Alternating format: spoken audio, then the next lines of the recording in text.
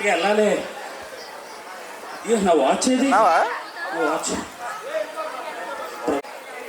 నీకే స్తోత్రం ప్రభా, వాచ్ దొరికింది. ఏంటి వాచ్ పని చేయట్లేదు? చా, అన్నీ ఇదే టైంకి అవుతాయి. సర్లే, సాయంత్రం ఆఫీస్ నుంచి వచ్చినప్పుడు వాచ్ చేయించుకుంది. వాచ్ మెకానిక్ ఇక్కడే ఉన్నాడా? మెకానిక్ గారు, నా వాచ్ పని చేయట్లేదు, కొంచెం బాగా చేయరా? ఈ వాచ్కి ఏమైందో నేను చూస్తాను. బాబు గారు, ఈ వాచ్కి బ్యాటరీ పాడైందండి. దీనికి సరిపడా బ్యాటరీ నా దగ్గర ఉంది. మీరు ఒక 5 నిమిషాలు అలా కూర్చుంటే ఈ వాచ్కి కొత్త బ్యాటరీ వేసిస్తాను.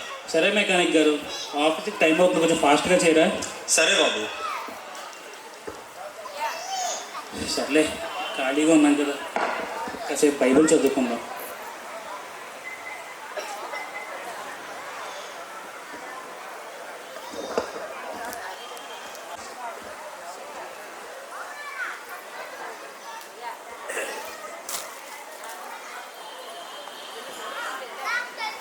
బాబు, మీరేమనుకోనంటే మిమ్మల్ని మాట అడగమంటారా?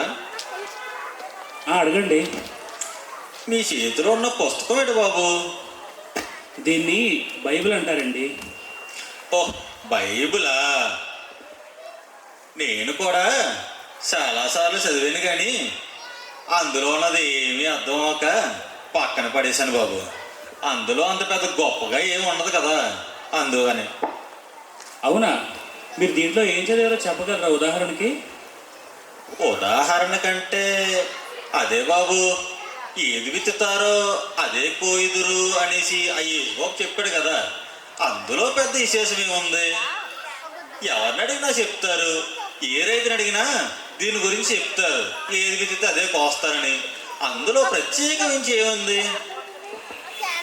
దీంట్లో ఉన్న ఆత్మీయ అర్థాలు ఆ పరిశుద్ధాత్మ సహాయం లేకుండా ఎవరు అర్థం చేసుకోలేరు, చివరికి ఆ క్రైస్తవుడు కూడా. బాబు, ఇప్పుడు మీరు చెప్పే మాటలే నాకు అర్థం కాలేదు, ఇంకా మతం మాటలు ఏం అర్థం అవుతాయి?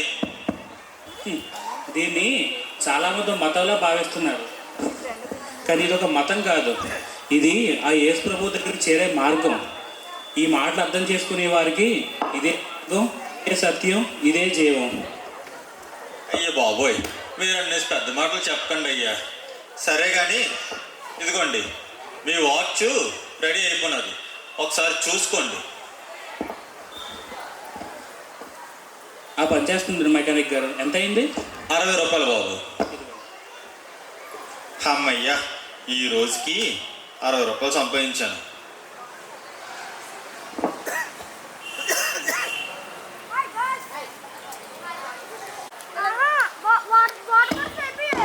గుడ్ మార్నింగ్ డాక్టర్ గారు. ఏమయ్యా డింపు, లేటుగా వచ్చావేంటి? మధ్యలో దారిలో వాచ్ పాడైపోతే వాచ్ చేయించుకొని వచ్చాను డాక్టర్ గారు. అదేంటి, నేను చెప్పాను కదా చాలా ఆపరేషన్లు ఉన్నాయని. ఏంటంటే కుంటిసార్లు చెప్తాను ప్రతిసారి. ఏం లేదు డాక్టర్ గారు, తప్పు అయిపోయింది. సరే కానీ మన దగ్గరకు పేషెంట్ వచ్చాడు, హెడ్ ఇంజరీ అయింది, కండిషన్ చాలా సీరియస్గా ఉంది. నేను ఒక ఇంజెక్షన్ ఇచ్చాను, నువ్వు అలాగే ప్రతి అరగంటకి ఒక ఇంజెక్షన్ ఇవ్వాలి. సరే డాక్టర్ గారు. ఎందుకు నువ్వు వాచ్ తెచ్చుకున్నావా? తెచ్చుకున్నాను డాక్టర్ గారు. సరే మరి, నీ మీద నమ్మకం చేస్తున్నాను నీకు పని. ఓకే డాక్టర్ గారు. ఆ యాక్సిడెంట్ అయిన వ్యక్తి ఎవరో కాదు, ఉదయం వాచ్ రిపేర్ చేసిన వాచ్మన్ గారి సొంత కొడుకు అని విన్న వెంటనే ఆ వాచ్ మెకానిక్ గబుక్కున హాస్పిటల్కి పరిగెత్తుకుని వెళ్తాడు. బాబు డాక్టర్ గారు, ఇందాక నాకు ఫోన్ వచ్చింది అయ్యా, మా బాబుకి యాక్సిడెంట్ అయిందని, తలకి ఏదో పెద్ద గాయం అయిందని కూడా చెప్పారు. ఇప్పుడు మా బాబుకి ఎలా ఉందయ్యా? ప్రజెంట్ మీ బాబుకి అయితే ప్రమాదం ఏమీ లేదు. ప్రజెంట్ మా నర్స్ డింపు మీ అబ్బాయికి ఇంజెక్షన్ ఇస్తున్నాడు, ప్రతి అరగంటకు ఇంజెక్షన్ ఇవ్వాలి. ఇప్పుడు వరకే సమస్య ఏం లేదు, తర్వాత ఆపరేషన్ చేస్తాము. సరే బాబు.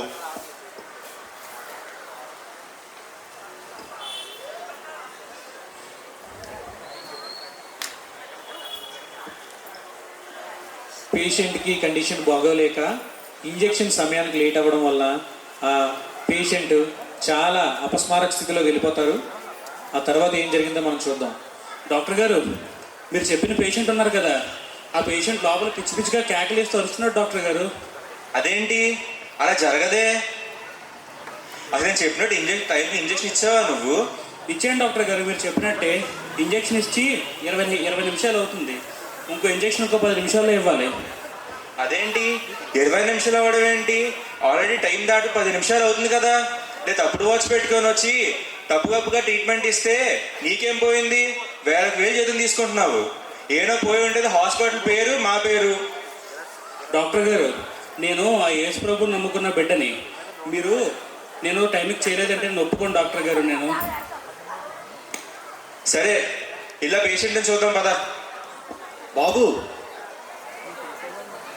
మీరు నన్ను గుర్తుపట్టారా బాబు?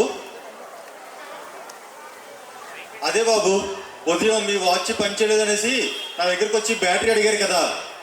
ఓకే మీరా గుర్తొచ్చారు. అవును బాబు, ఉదయం యాక్సిడెంట్ అయిన బాబు తలకేదో దెబ్బ తగిలింది అనేసి అన్న బాబు మా బాబే బాబు. కొంచెం ఆ బాబుకి ఎలా ఉందో చెప్పండి బాబు. మీరు ఒక 2 నిమిషాలు బయటికి వెళ్ళండి, మేము బాబుని చూసి వస్తాం. సరే బాబు. అలా హాస్పిటల్ లోపలికి వెళ్ళి సరైన రీతిలో ఇంజెక్షన్ ఇవ్వడం వల్ల సమయానికి ఆ పర్సన్ యొక్క అపస్మారక స్థితిలోంచి బయటకు వచ్చి ఇప్పుడు ఆరోగ్యం అంతా కుదుటపడుతుంది. ఈ విషయమే తెలియజేయడం కోసం డాక్టర్ గారు ఆపరేషన్ థియేటర్ నుంచి బయటకు వస్తుంటారు.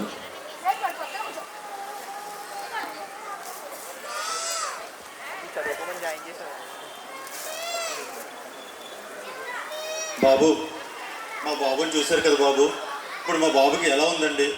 ప్రస్తుతం ప్రమాదం ఏం లేదు. సరైన సమయానికి ఇంజెక్షన్ ఇవ్వడం వల్ల ప్రమాదం నుంచి బయటపడ్డాడు. సరే బాబు, మా బాబు ప్రాణాలన్నీ మీ చేతిలోనే ఉన్నాయి.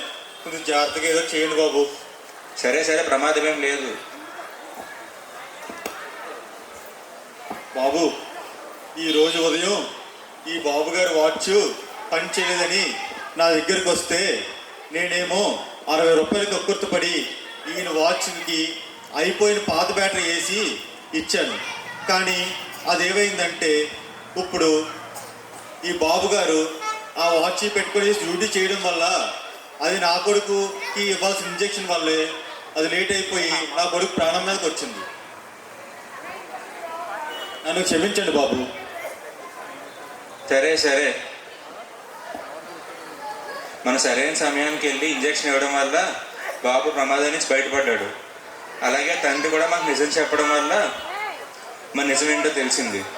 మరి ఇలాంటి జరుగుతూ ఉంటాయి అంతే, ఏమనుకోకు మరి. సరే డాక్టర్ గారు, ఇప్పటికైనా నన్ను అర్థం చేసుకున్నారు మీరు. సరే కానీ ఈసారి నుంచి నీ జీతం 1000 రూపాయలు పెంచుతున్నాను మరి. అలాగే ఈ హాస్పిటల్ నీలాంటి వాళ్ళు చాలామంది కావాలి, నీలా సర్వీస్ చేసే వాళ్ళు కావాలి. బాబు, ఆ బాబు గారు నా వల్లే తప్పు చేశారు బాబు. అలాగే ఈరోజు ఉదయం నేను ఆయన మోసం చేసిన అనుకున్నాను, కానీ ఆయన మోసం చేయడం వల్ల నేనే మోసపోయాను బాబు. ఈ బాబు గారు ఉదయమే చెప్పారు, ఏది విత్తువారో అదే కోయుదురు అనే టాపిక్ గురించి మాట్లాడుకుంటుంటే నేను ఆయన చెప్పిన మాటని చాలా చులకనగా మాట్లాడాను. కానీ నాకు ఇప్పుడు తెలిసి వచ్చింది.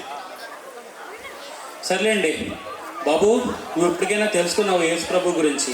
నువ్వు ఇలా తెలుసుకున్నావంటే అది కేవలం ఆయన కార్యమే ఇది. సర్లే, ఇప్పటికైనా మారుమనసు పొందావు నువ్వు. ఇప్పుడు అలాగే ఆ పుస్తకం ఏదో నాకు కూడా ఇవ్వ, నేను చదువుతాను. ఓకే డాక్టర్ గారు. ఈ ప్రార్థనలు నన్ను కూడా జ్ఞాపకం చేసుకో. తప్పకుండా డాక్టర్ గారు. ఇక నుంచి నేను వాచ్లు బాగు చేసేటప్పుడు ఎవరిని మోసం చేయకుండా మంచిగా బాగు చేసి అలానే నిజాయితీగా ఉండి ఎవరిని మోసం చేయకుండా ఆ బైబిల్ కూడా ఒకసారి మనస్ఫూర్తిగా చదివి ఆ దేవుని మాటలను అర్థం చేసుకుంటాను.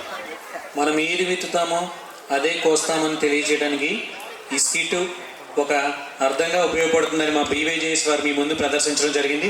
చప్పట్లు కొట్టి వారిని అభినందించవలసిందిగా కోరుచున్నాం.